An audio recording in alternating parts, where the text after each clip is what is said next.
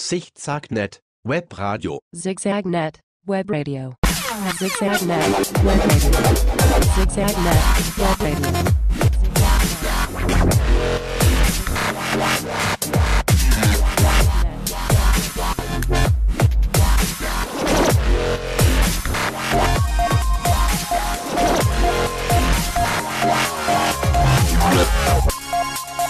Le 21 mai 2013, dans la librairie parisienne Les Guetteurs de Vent, avenue Parmentier, Georges Amar présente son dernier ouvrage, intitulé « Aimer le futur ». La présentation se déroule à partir de l'échange entre Georges Amar et son éditeur. L'atmosphère enjouée fait progressivement place à une écoute plus engagée vers l'élévation poétique. Tu parlais de prospective, tu évoques la notion de prospective et notamment le fait de prédire les choses, mais pourquoi et comment la prospective est-elle possible? Parce que finalement, on peut vraiment se poser la question, est-ce qu'on peut en faire? Tu dis il faut un inconnu qui soit neuf, un inconnu qui ne soit pas préempté par le passé. On a le devoir de léguer ce futur vierge ou qui tire quand même de son expérience du passé. Mais comment, en quoi la prospective est-elle possible malgré tout?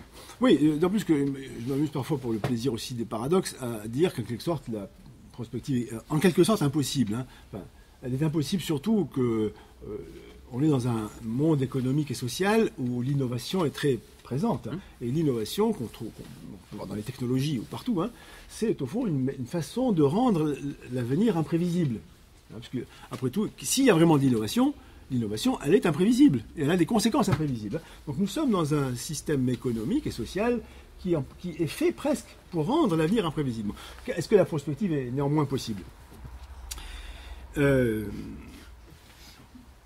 En tout cas, la prospective telle que je l'ai moi-même pratiquée longtemps, puisqu'après tout, j'ai fait ce livre-là après une assez longue pratique de prospective dans une entreprise que tout le monde connaît, la RATP, qui comme toute entreprise, a intérêt à s'intéresser au futur, même si elle ne le fait pas toujours assez à mon goût.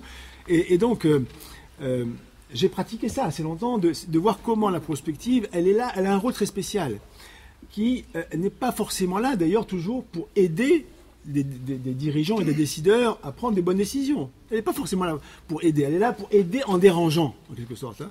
Aider souvent en montrant que les mots, les concepts qu'on utilise, parfois appartiennent à des boîtes à outils caduques. Hein. Donc le rôle de la prospective va être assez spécial. Il est non pas de prévoir le futur, puisqu'on ne peut pas le prévoir en vérité, ou en tout cas, il n'y a qu'une part qu'on peut prévoir, et c'est la part la moins intéressante. On peut prévoir la part prévisible, au fond. Et ça, c'est la part la moins importante. La part la plus importante, c'est celle qu'on ne peut pas prévoir. Alors, que fait la prospective? Elle est plutôt là pour renouveler le futur. Hein. C'est assez curieux comme formulation. La prospective a plutôt pour but d'ouvrir des horizons nouveaux plutôt que de prévoir le probable. Hein. Alors, parfois, ça peut être plus ou moins probable. Hein. Il s'agit plutôt d'ouvrir des horizons nouveaux. Alors, comment elle le fait, c'est la prospective, ça a un rapport avec le langage, encore une fois. Pas forcément avec la poésie au sens écrire des poèmes, hein. Ça a à voir avec la puissance du langage, avec une capacité de formulation. Et donc, le travail de prospective, souvent, va être de détecter dans un domaine particulier, moi je l'ai fait beaucoup dans le domaine que je connaissais bien, ce qui était celui du transport, de détecter quels sont les changements paradigmatiques en train d'exister qu'on ne voit pas.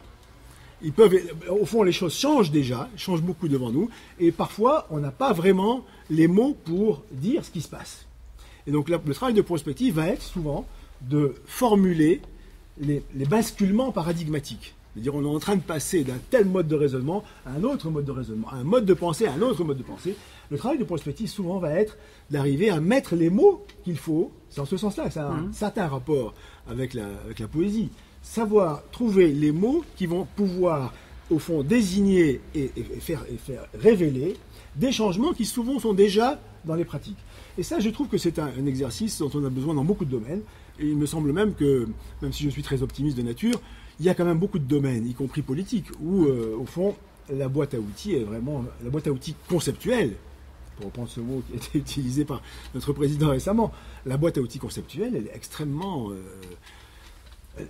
vieille, en quelque sorte. Hein. Et donc, ce travail-là a besoin d'être fait, à mon avis, dans beaucoup de domaines. Au fond, il y a déjà beaucoup de changements autour de nous et dans notre société, mais les langages pour les saisir, pour les dire et pour les prolonger sont souvent pas suffisamment. Il y a un travail de prospective poétique à faire, à accomplir dans beaucoup de domaines.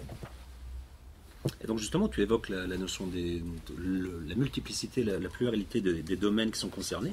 Est-ce que parmi ces domaines, tu peux nous donner un exemple un peu concret, enfin une prospective que tu as menée toi-même en imaginant ce futur et qui nous donne une bonne raison d'aimer ce futur? Aimer, c'est dans le cœur qu'on a, si je veux dire. Moi, j'aime le futur, je pense qu'on aime le futur, on a envie d'aimer le futur et on l'aime. L'aimer, c'est en tout cas, par exemple, de voir que, en effet, les choses sont déjà là, en quelque sorte. Hein. Je ne vais pas prendre beaucoup d'exemples, mais parce que, comme je le disais, au fond, il y a beaucoup de signes du futur déjà présent il suffirait de regarder pour bien les voir. Je vais prendre un exemple assez simple qui m'a beaucoup servi, qui me sert beaucoup lorsque je présente les évolutions du monde du transport. Je pense d'ailleurs, c'est pas loin dans ce quartier qu'un jour, je suis tombé sur l'enseigne d'un marchand de téléphone. Et comme ça m'arrive de temps en temps. Non, je l'avais pas prévu. Faut que je lise le livre, j'avais pas prévu ça. Formidable. C'est un signe. Hein, et d'ailleurs, justement, je parlais de signe. Alors, je tombe sur une enseigne et parfois les mots vous sont tendus par le réel. C'est ça, d'ailleurs, je trouve une des choses intéressantes en poésie. Hein. Les choses que vous avez dans la tête vous viennent du dehors.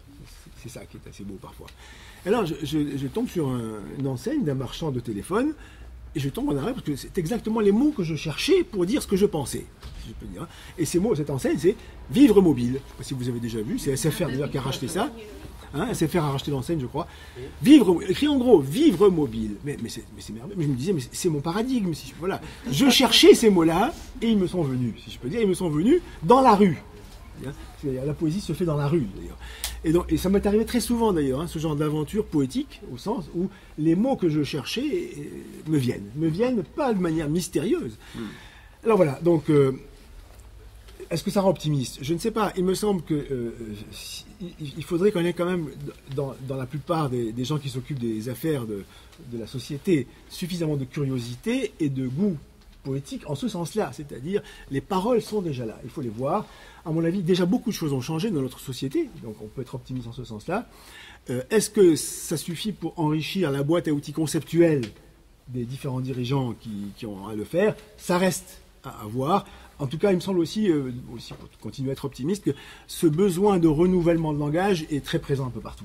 Il me semble que non seulement les pratiques changent, les technologies changent, mais le besoin de renouvellement des paroles, du langage, sont là, même le besoin de poésie, au sens littéraire, est assez présent, me semble-t-il. Enfin, je suis un peu optimiste encore en disant ça. Il me semble qu'il y a ça. Donc je suis optimiste d'abord par nature, et je trouve que la société a déjà beaucoup changé. La capacité intellectuelle et poétique à se saisir de cette réalité pour vraiment s'appuyer dessus, pour faire les pas suivants, soyons optimistes. ZigZagNet, Web Radio. ZigZagNet est une production de la Bibliothèque Sauvage. Site internet www.bibliothèquesauvage.com